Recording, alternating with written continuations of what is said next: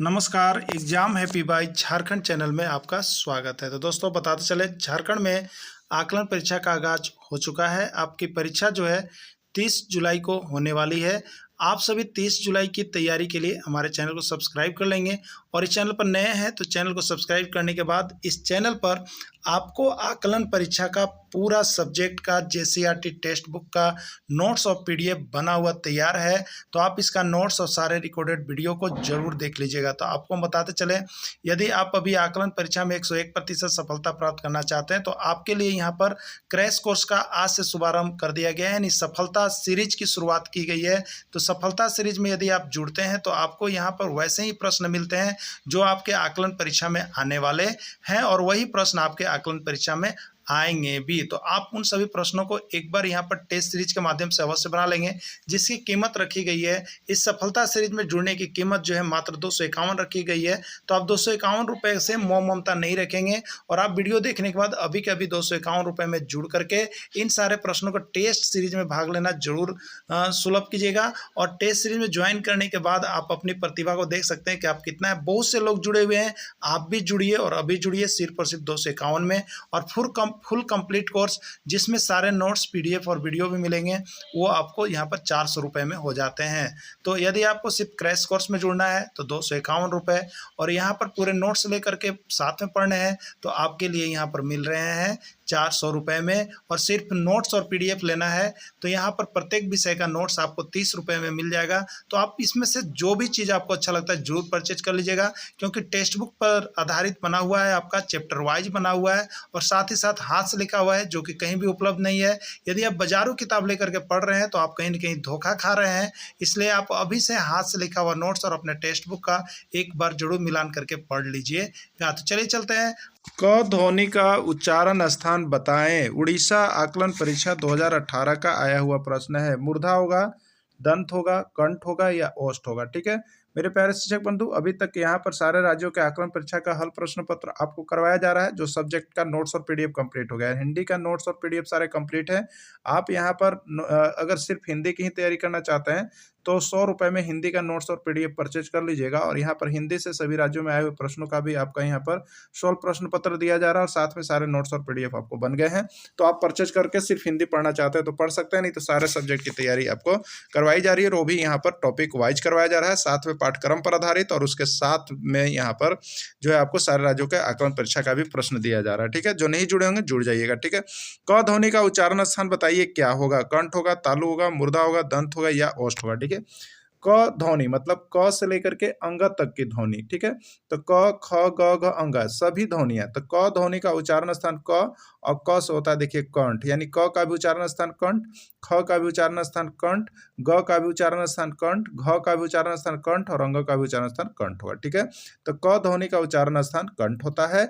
इसका right answer हो गया सी, यही होगा आपका। और लास्ट अपना स्कोर आप जरूर शेयर कीजिएगा, क्या है ये आपसे पूछा जा रहा है। ठीक, ने, को, से या कोई नहीं। तो देखिए कारक का नोट्स और पीडीएफ आपको बना दिया गया है। आप यहां से कारक का नोट्स और पीडीएफ देख लेते हैं तो आपको 101% हिंदी में जो आपके पूछे जाने हैं कारक, जो 2 से 3 प्रश्न होंगे वो आपका 100% यहाँ से पकड़ाने वाला है। तो आप जल्द अभी ही नोट्स परचेज कर लीजिएगा, जुड़ जाइएगा।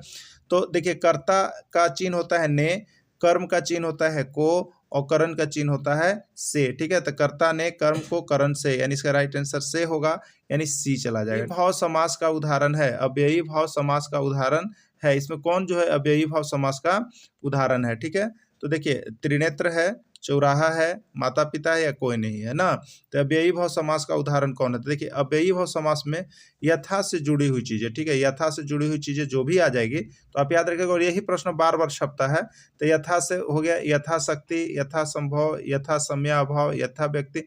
यथा से जो भी जुड़ जाएगा उस सबको अव्ययी भाव में आप डाल दीजिएगा। ठीक है, तो इसमें यथाशक्ति जो कि सबसे नीचे है, हाँ नीचे है, देखिए यथाशक्ति लिखा हुआ है, तो यथाशक्ति ही इसका राइट आंसर हो जाएगा। और ये गुजरात आकलन परीक्षा 2017 के आए हुए प्रश्न है। तो सभी समास का उदाहरण है, इसमें द्वंद्व समास का उदाहरण कौन है आपको बताना है। ठीक है, तो द्वंद्व समास का उदाहरण जो हो जाएगा यहाँ पर देखिए कौन है, त्रिनेत्र है, चौराहा है, माता पिता है, या यहाँ पर आप कह सकते हैं कि आगे है यथाशक्ति है, ठीक है।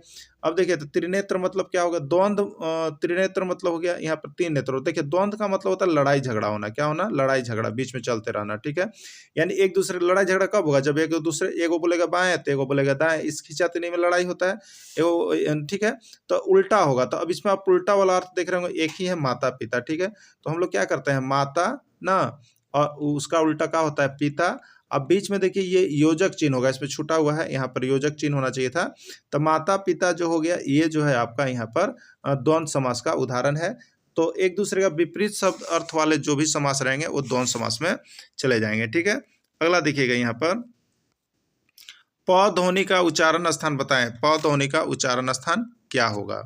तो प ध्वनि का उच्चारण स्थान गुजरात आकलन में देखिए मूर्धा, तालु, कंठ और ओष्ठ, ठीक है। नीचे क्या लिखा हुआ है, ओष्ठ लिखा हुआ है प ध्वनि का। तो अब देखिए प ध्वनि के लिए, तो क ध्वनि के लिए क्या होता है, क ध्वनि के लिए कंठ होता है, उसके बाद नीचे आइएगा तो च आइएगा, ठीक है। च ध्वनि के लिए कंठ, तालु, ट, ठ, ट हो गया, फिर त हो गया, और फिर प फ होता है ना। तो प के लिए देखिए होता है ओष्ठ, क्या ध्वनि का उच्चारण स्थान बताइए। आपको बताना है कि ज ध्वनि का उच्चारण स्थान कौन है, ठीक है। तो देखिए यहाँ पर क्या होता है, हम लोग लिखते हैं क ध्वनि, क से लेके अंग तक, तो क ध्वनि का उच्चारण स्थान कंठ है। अब देखिए उसके बाद आता है नीचे च, तो च, छ, ज इसी में है ना। तो सेकेंड बार पहला वाला कंठ होता है, दूसर का तालु होता है, दूसर का ग्रुप। तो च ध्वनि या छ ध्वनि या ज ध्वनि, सबका उच्चारण स्थान क्या हो जाएगा, तालु। तालु किस में है, बी में है, और यही इसका आपका राइट आंसर हो जाएगा, ठीक है। यही इसका राइट आंसर हो जाएगा।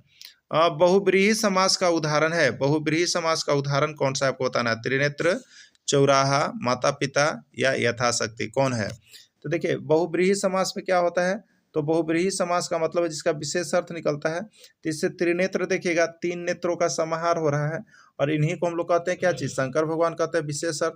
तो वैसा शब्द जिसका विशेष अर्थ निकले वो बहुब्रीहि समास में जाएगा, तो त्रिनेत्र इसका राइट आंसर हो जाएगा, बहुब्रीहि समास में चला जाएगा। समास का पूरा नोट्स आपको बना के हम दे दिए हैं जो जुड़े हुए हैं। तो समास से एक प्रश्न आपका जो है पक्का आने वाला है, तो समास वाले सारे प्रश्नों को आप लोग यहाँ पर जरूर कवर अप कर लीजिएगा, क्योंकि समास से पूछना ही पूछना है आपको यहाँ पर प्रश्न, ठीक है।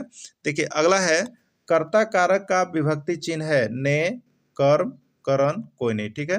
तो कर्ता कारक, इसका भी कारक का पूरा नोट्स आपको पीडीएफ बना हुआ तैयार है। आपको सिर्फ यहाँ पर नोट्स परचेज करने और पढ़ने की आवश्यकता है। 101% आपको सफलता मिलने वाली है, तो आप अभी के अभी जुड़ जाइएगा। तो कर्ता कारक का विभक्ति चिन्ह क्या होगा, तो देखिए कर्ता ने होता है, कर्ता ने होता है, कर्म कोक होता है, करण से होता है। कम से कम 3 को तो बार बार पूछता है परीक्षा में, तो इसको याद कर लीजिएगा। तो कर्ता कारक का विभक्ति चिन्ह जो है वो आपका ने हो जाएगा, ठीक है।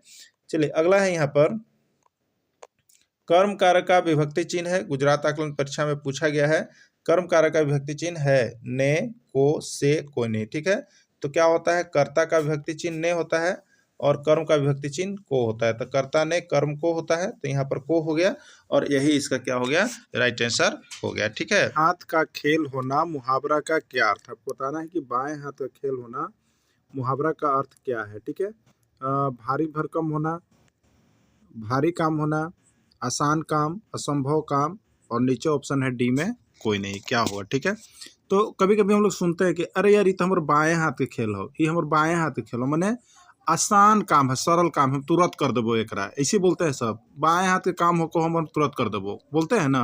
तो वही यहाँ पर पूछा जा रहा है, बाएं हाथ का खेल होना मुहावरा का क्या अर्थ है। मतलब आसान काम है, तुरंत सरल काम है जिसको हम कर सकते हैं। तो यहाँ पर आया है भारी काम, आसान काम, असंभव काम या कोई नहीं। तो यहाँ पर इसका आंसर क्या हो जाएगा, आसान काम हो जाएगा। देखिए कब आया है, छत्तीसगढ़ में और बिहार में। ये कब, 2014 में। तो देखिए हम आपको सारे प्रीवियस ईयर क्वेश्चंस जो अन्य राज्यों में आए हैं वो भी अब हम आपको देना प्रारंभ कर दिए हैं। तो आप सभी जुड़ करके तैयारी कर सकते हैं। और यहाँ पर देखिए इसका पहले जो है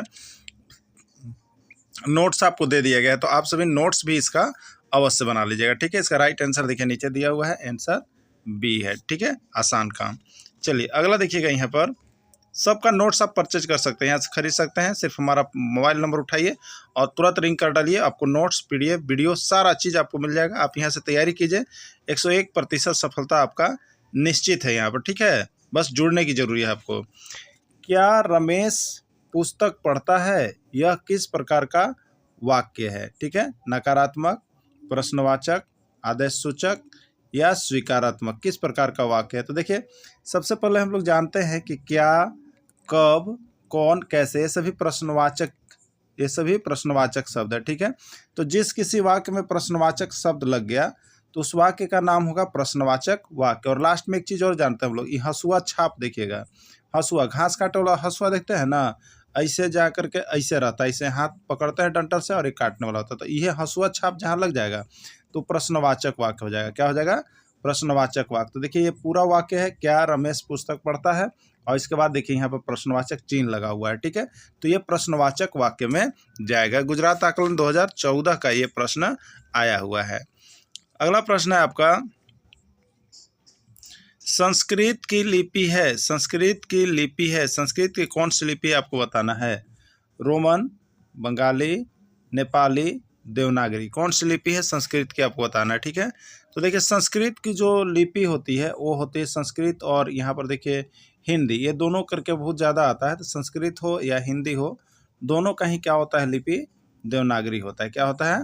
देवनागरी होता है। ये गोवा आकलन में पूछा गया है, 2015 का ये प्रश्न आया हुआ है। ठीक है, तो आप सारे राज्यों के जो परीक्षाएं हो रही है और जिसके बाद सरकारी किया गया है, उन सभी का प्रश्न आप यहाँ पर हमारे चैनल पर जुड़कर देख सकते हैं और यहाँ से आप PDF परचेज कर सकते हैं। ठीक है, संज्ञा परिवार से बनने वाले विशेषण क्या होगा? यानी परिवार जो है संज्ञा, ये परिवार संज्ञा, तो परिवार संज्ञा से विशेषण बनाना है, यानी परिवार से विशेषण बनने वाला शब्द कौन होगा? पारिवारिक, पारिक, पारिसूत्र या कोई नहीं। ठीक है, तो देखिए परिवार से जो यहाँ पर विशेषण बनेगा वो आपका हो जाएगा पारिवारिक। क्या हो जाएगा आपका? पारिवारिक होगा। ठीक है, तो परिवार से बनने वाला विशेषण शब्द परिवार संज्ञा है और इस संज्ञा से बनने वाला विशेषण शब्द पारिवारिक होगा। गोवा आकलन में भी ये पूछा गया प्रश्न है। ठीक है, चलिए अगला देखिएगा, संज्ञा समाज से बनने वाला विशेषण शब्द कौन है? संज्ञा समाज से बनने वाला विशेषण शब्द कौन है? सामाजिक, समरूपता, समासिक या समरूपता, कोई नहीं। ठीक है, बिहार आकलन का प्रश्न है। तो संज्ञा देखिए समाज, समाज क्या है? एक संज्ञा है, और समाज से विशेषण बनने वाला शब्द को क्या कहेंगे? तो देखिए समाज से विशेषण बनने वाला शब्द को सामाजिक कह लेंगे हम लोग। क्या कह लेंगे? सामाजिक। ठीक है, तो सामाजिक किस में है? ए में है, तो ए ही इसका राइट आंसर हो जाएगा। ठीक है, चलिए अगला देखिएगा, यहाँ पर तुम घर जाओ, तुम घर जाओ, यह किस प्रकार का वाक्य है? तुम घर जाओ, यह किस प्रकार का वाक्य है? नकारात्मक, प्रश्नवाचक, आदेश सूचक वाक्य। ठीक है, तुम घर जाओ यह किस प्रकार का वाक्य है? देखो तुम घर जाओ में यहाँ क्या चीज़ हो रहा है? आदेश दिया जा रहा है। क्या दिया जा रहा है? आदेश। तो जिस शब्द से आदेश का बोध हो ना, आदेश का बोध हो, उसको हम लोग क्या कहते हैं? आदेश सूचक वाक्य। यहाँ पर आदेश दिया जा रहा है इसलिए आदेश सूचक वाक्य में जाएगा। आदेश सूचक वाक्य किस में है? सी में है, यही इसका राइट आंसर हो जाएगा। ठीक है, और गुजरात आकलन 2015 का ये प्रश्न आपको पूछा गया है। देखिए कितने अच्छे प्रश्न आते हैं हिंदी में, तो आप सभी एक बार जरूर प्रश्न को देख लीजिएगा यहाँ से लेकर के जुड़ के, नहीं तो जिंदगी और पछताने काम नहीं है, एक बार जुड़ करके आपको पढ़ लेना है। ठीक है, अब देखिएगा यहाँ पर लक्ष्मी नहीं खाती है, यहाँ पर वाक्य समाप्त हो गया है। यह किस प्रकार का वाक्य है? लक्ष्मी नहीं खाती है एक वाक्य है, यह किस प्रकार का वाक्य है? नकारात्मक, प्रश्नवाचक, आदेश सूचक या स्वीकारात्मक वाक्य। ठीक है, तो देखिए जो वाक्य हम लिखें उसमें अगर बीच में कहीं भी नहीं लगा हुआ है, कहीं भी नहीं लगा हुआ है या न लगा हुआ है, तो उसको हम लोग देखिए अंग्रेजी में कहते हैं निगेटिव सेंटेंस और हिंदी में कहते हैं नकारात्मक वाक्य या निषेधात्मक वाक्य भी कहते हैं। निषेधात्मक मतलब निषेध है, रोक है। ठीक है, तो लक्ष्मी नहीं खाती, देखिए नहीं लगा हुआ है, नहीं लगा हुआ है मतलब निगेटिव है, तो उसको निगेटिव सेंटेंस और उसी का हिंदी में नकारात्मक वाक्य कहते हैं। यानी राइट आंसर इसका ये हो जाएगा। उड़ीसा आकलन 2014 में पूछा गया है ना। अगला प्रश्न देखिएगा, आँख का पर्यायवाची शब्द क्या होगा? अभिलाषा, नयन, अंबर या इति, क्या होगा? ठीक है, तो आँख को जो है कहते हैं यहाँ पर देखिए अभिलाषा मतलब होता है चाह या इच्छा, नयन मतलब ही होता है आँख, अंबर मने होता है यहाँ पर वस्त्र के रूप में हम लोग लेते हैं। तो इस तरह से यहाँ पर आप देखिएगा, तो आँख का पर्यायवाची शब्द जो यहाँ होगा वो नयन होगा। आकलन परीक्षा बंगाल में 2013 में आया हुआ था। ठीक है, चलिए अगला देखिएगा, आकाश का पर्यायवाची शब्द क्या होगा? आकाश का पर्यायवाची शब्द क्या होगा? अभिलाषा, नयन, अंबर या चीख। ठीक है, उड़ीसा आकलन का प्रश्न है। तो आकाश का देखिए अभिलाषा मतलब चाह या इच्छा हो गया, नयन मतलब क्या हो गया आपका आँख हो गया, अंबर मने आकाश होता है या आसमान होता है, ठीक है। तो यहाँ पर आकाश कह रहा है तो आकाश का पर्यायवाची शब्द उसी के जैसा कौन आ गया, अंबर आ गया, तो इसका राइट आंसर अंबर होगा, ठीक है। चलिए अगला,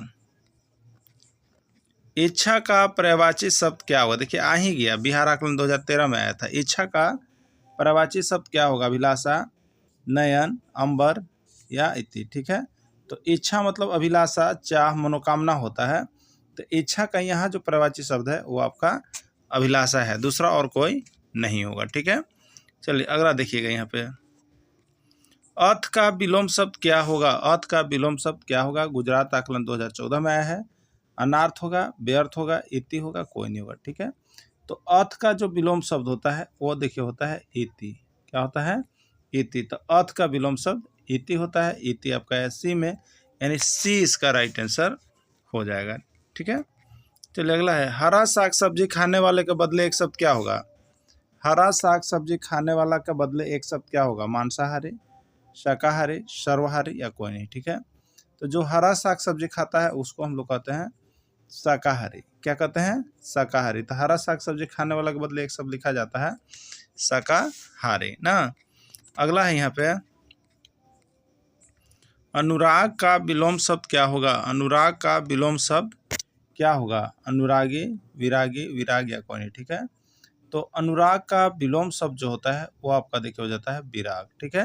और गुजरात आकलन 2015 में पूछा गया है।